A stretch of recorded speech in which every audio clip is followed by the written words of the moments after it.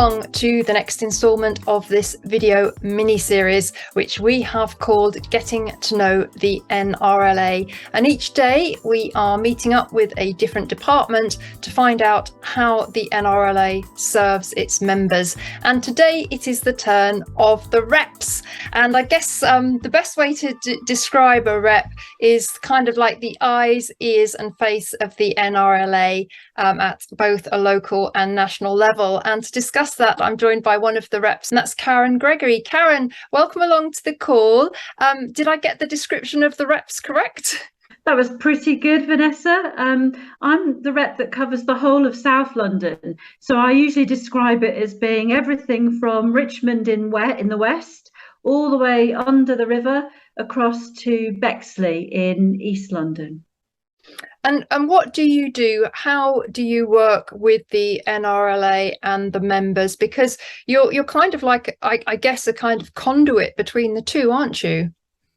Yes, that's right. I mean, I think we're very much the sort of the sharp end, if you like, of the NRLA, because we are available to landlords in our patches, whether that's through face-to-face meetings, whether that's by running webinars, and of course emails. I mean, sometimes our members like to email us directly about a question they've got that's perhaps specific to the local authority area that their property is in. I was handling one this morning, in fact, from somebody, a landlord in Greenwich, asking me about their new selective licensing scheme that's just coming into operation. So we're here for our members, and we're very much here to sort of respond and react and hopefully support the members in our areas.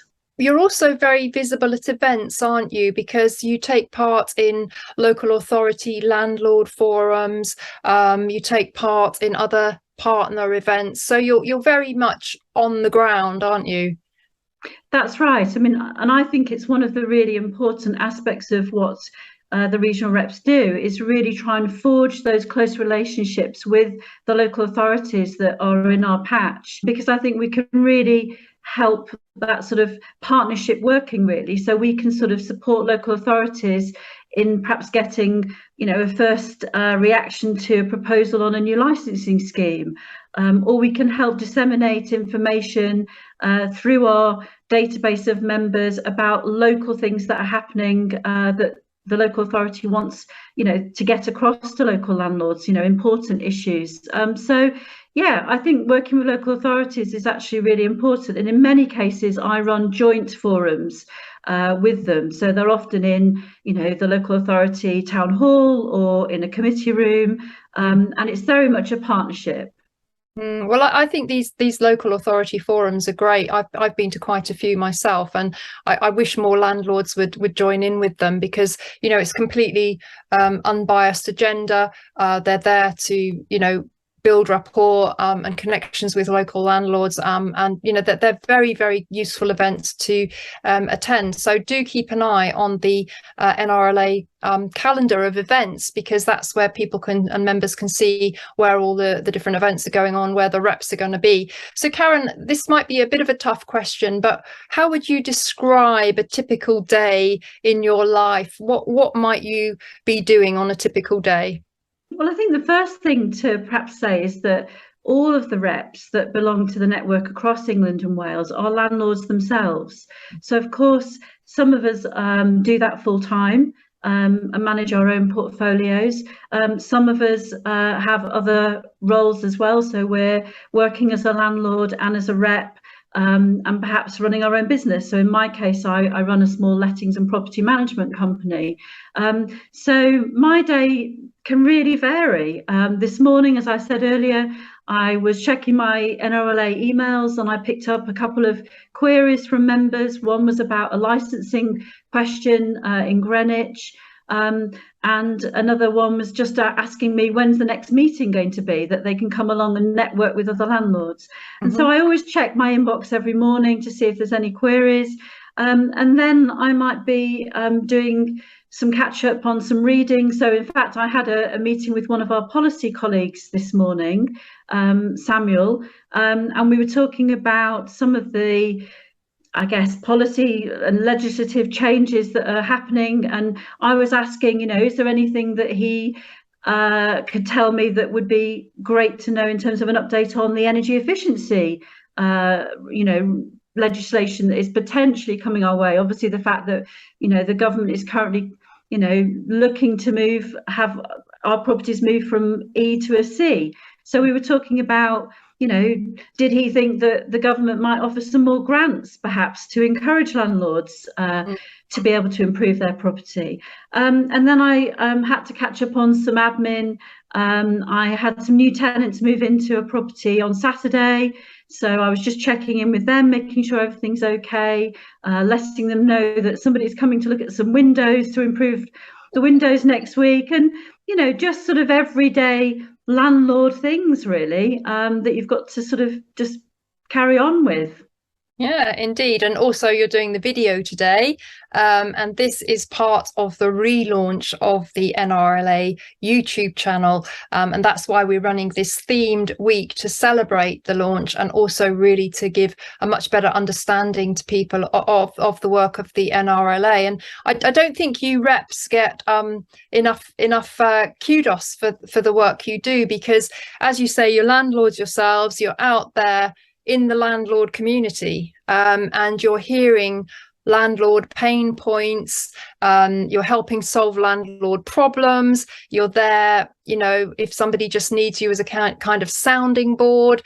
And I think this really highlights once again, the value of the NRLA membership, which is another kind of purpose behind this themed week of videos. So I think the other thing, Karen, is you're very important, and we heard this on another video, you're very important to the policy and campaigns team, because you feed back a lot of landlord sentiment to them, and you can tell them what's on landlords' minds, and it might be different in Wales as to what it might be in other regions, because each individual region may have its own issues. I think that's exactly right. And that's why I was talking to Sam this morning, because he very much wanted to hear from me on what are landlords in my area currently saying. What are the key issues? What are the things that he needs to be thinking about in terms of, campaigning points, and things that will get fed back to, obviously, the government officials that they have regular contact with. So, it's a really great example of, how we very much listen to what our members are saying to us, and we feed that back straight into, down the channels that hopefully can help influence future government policy that affect landlords. Indeed. So as we kind of reach the end of this little chat, Karen, how would you suggest that the membership get the most out of the reps? I think, there's obvious thing like, get yourself along to a local event. We all know the benefits of networking. Landlords do tend to work in isolation. And I think, I go to a lot of landlord events and networking events. How can the membership make the best use of you as a facility, for want of a better word, provided by the NRLA? Well, you've touched on the key ones, obviously the easy ones: come to a meeting, network with us, talk to us, email us. I'm always, telling people what my email address is. You can find it on the NRLA website if you can't remember it.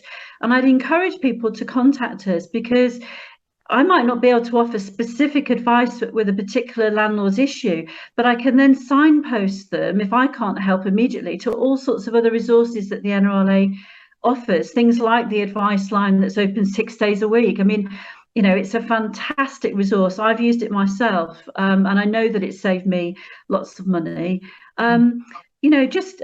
I think we're human beings and we're landlords, and we care passionately about ensuring that landlords are as best equipped as they can be to offer quality, safe homes for people. That's what I care about. That's why I'm a rep. And I love helping other people do the same. So please reach out to us. Well, I think also, Karen, it's the educated and the informed landlord that is going to survive the headwinds and the challenges facing our sector, of which undoubtedly there are many and perhaps more in the pipeline as we speak. But, you know, having the resource of the reps, I think it's good that we've highlighted it, because landlords, you know, they pay their membership. They should seek to get the most out of their membership and really engage with the NRLA at every level and opportunity they can. Collectively, I think you're a wonderful resource to the membership, and just talking to you, I can just tell how knowledgeable you are as a landlord, but also how passionate you are about our sector. So it's always lovely to meet people like you that do genuinely care. So thank you for the work that you do, and thank you for being part of our interview. It's been lovely talking to you. Thank you. It can be lonely being a landlord sometimes, and I think that's why the NRLA is such a fantastic organisation to be a member of, because you can really feel that you're not on your own. There are other people there to support you and guide you and offer you training and whatever help you're looking for as a landlord. Well, amen to that. So we do invite everybody to stay tuned to our mini series. We'll be back with more videos unpacking the work of the NRLA, and we also have a video playlist where you can watch all the videos just in your own time, just work your way through them. And for now though, thanks very much to Karen for joining us, and I will see you on another of our series of getting to know the NRLA. So stay tuned, and if you're watching on YouTube, I do invite you to hit the subscribe button and also smash that notifications bell, and then you're going to stay in touch with the NRLA YouTube content going forwards.